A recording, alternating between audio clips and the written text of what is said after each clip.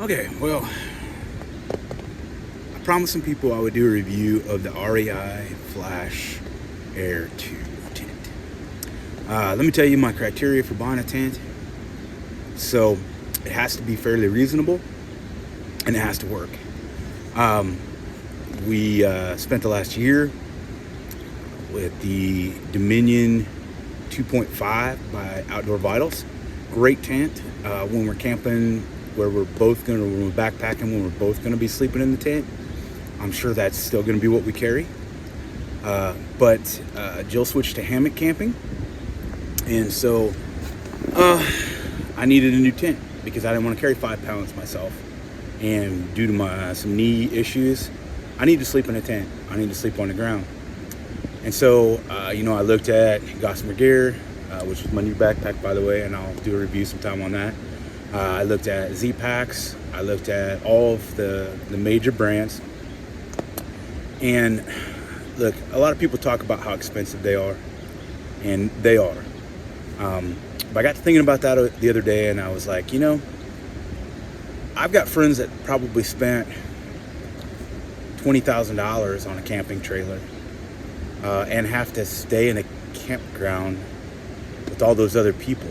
Yeah, that just doesn't make sense to me.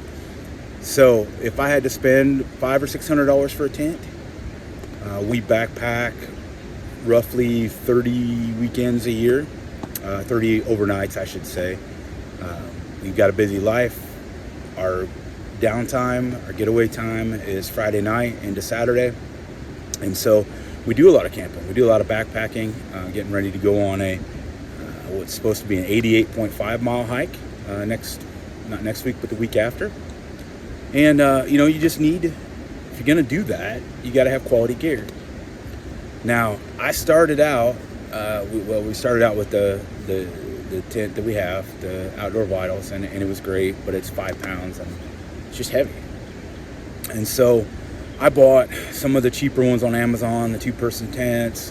I got a couple of them around. I got the Country Trekker, whatever. I got the free one from 0 Mile Mark, which actually is a good tent. It's not free anymore, but it's a good tent because I bought their trekking poles. My problem there, especially with the River Country product, is it just wasn't waterproof.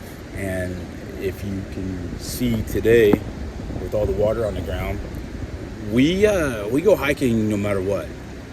So I looked around, and REI, which I have an REI Puffy, I have REI sleeping bag that I bought on sale, both of them.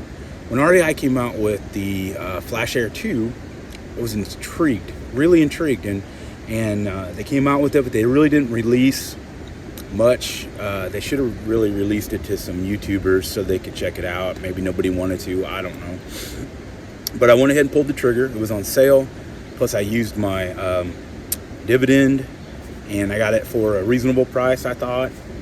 But I was still a little worried about how it would work, especially in the rain. And so I bought it. I brought it home. I'm gonna try to put, I don't have any video. I put it up the day I got it, and to let it air out and to see how it did. It was supposed to rain. Pulled out all my stuff, or my sleeping bag, my pad, and laid down in it in the rain. It was great up until about 70-mile-an-hour winds, and I realized that I didn't really have it staked out well enough. Didn't have, anyway, the stakes came out of the ground. I blew across the backyard in a 70-mile-an-hour torrent of a rainstorm. Went inside, dried it out, that kind of thing. Set it up a few days later. It was supposed to rain for 2 days. Set it up, left it up for 2 days. Other than where I got in and out, it was dry. So I was pretty excited about that, really excited. So last weekend we went out. I didn't take any video, didn't really take much of anything. We just kind of went out overnight. It worked great, but it was dry. It was, everything was perfect conditions for a tent. Last night, it has rained for, 3 weeks, most of 3 weeks. It was raining right before we hiked down here. It rained for about 2.5 hours this morning, from about 4 to 6:30. Pretty decent rain. Everything is just coated. You know, the waterfall that we're parked next to, or that we're camping next to, is not a waterfall. It's full. So if that tells you anything. So that's kind of the backstory on this tent. Bought it, set it up. I've used it now for 2 nights is all. So I'm not an expert with it. I'll know more after we take it out. But I just want to say, all right, last night we did everything that you're not supposed to do in a single wall tent. We are parked next to a waterfall. It is raining. The vestibules are down. The air vents are open, and I have no condensation. Absolutely none. Not above my head. Not anywhere. There's no condensation in here. So really impressed with that. Really impressed. That was probably one of my bigger concerns. Also, no water. Now I will tell you, and I don't know if you can see this or not. The vestibules don't go even close to all the way to the ground. And there you probably can't see it on this camera because it's not very good. There was a lot of splatter on up inside the vestibule. Plus there's a lot of, it just kicks up. There was enough water kicked up that it's pretty dirty. And but no water inside. So I was a little concerned about that. I don't know that this would be our 2-person tent because I'll show you here if you can see it. I have got a giant mess over here on this side. You can't really see very well. All my stuff is just kind of strung over here. Sleeping bag, puffy, the whole shebang. Because,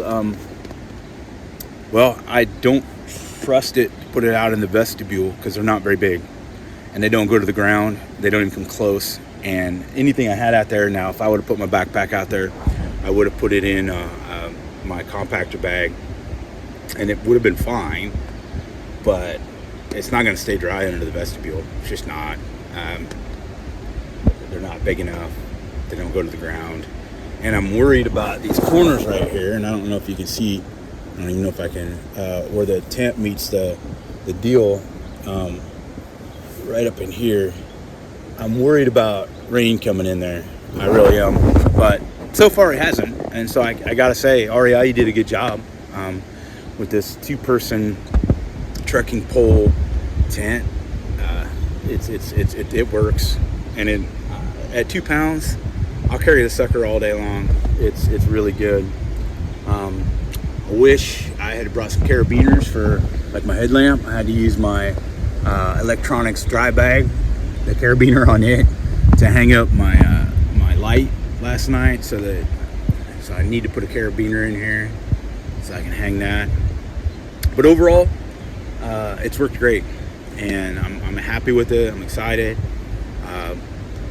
It's not the biggest tent in the world. It's great for one. I don't know if Jill and I will ever share this tent. Maybe some night when there's bears sniffing around, she might decide she wants to sleep on the floor again. But I don't blame her for hammock camping. It's awesome. I sat in it last night. It was great. I just can't sleep in it. So if you have questions about the REI Falsh Air 2, let me know. Put them down below. Comment, like, and share, all that stuff. I don't have a lot of subscribers, so I'm not expecting a lot of people to see this video. But I do know that there's only a couple videos out on the REI Falsh Air 2, and most of them, it's been dry, it's been nice, it's windy, but no adverse weather, not like weeks of rain. And so I wanted to get this out there for people who are going, well, I'd like to get it, but I'm a little worried about it. So far so good, and I might update this. Like I said, we're going on an 8-day 88-mile hike on the Ozark Trail here in a couple weeks, and I may update it, and who knows, I may throw it in the trash, or I may vault it to Z-Packs status. Who knows? Probably not quite there, but yeah, could happen. I think I paid, and I did buy this and all of that.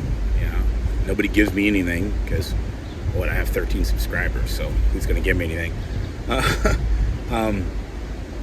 So I did pay, I think it was $2.99. It was on sale for $2.49. I had $40 worth of dividends. from last year, and so I paid right around $200 for it, and I couldn't be more pleased. So hope you like this. Like I said, like and share, subscribe, whatever. Probably put a bunch more out. I've just switched to Ultras. First trip ever, 3.5 miles last night. Worked great. It's so wet. So wet. How would you know if they were good or not? Anything's going to be, a little squishy. Just got a new pack, Gossamer Gear Mariposa 60. Love the pack. It's a little big for what I have now. I'm getting light enough and small enough that I probably shouldn't have went with that one. Probably should have went with like the G20 or something, G40, whatever it is now. But I like the pack. And I also ended up off of eBay getting a ULA Circuit 60-liter pack. And I'll probably try to get that one out for a weekend here before too long, and do a little review on that too. So anyway, have a great day. Hope you're having an awesome one. And hey, just keep trekking, man. Keep trekking. Bye.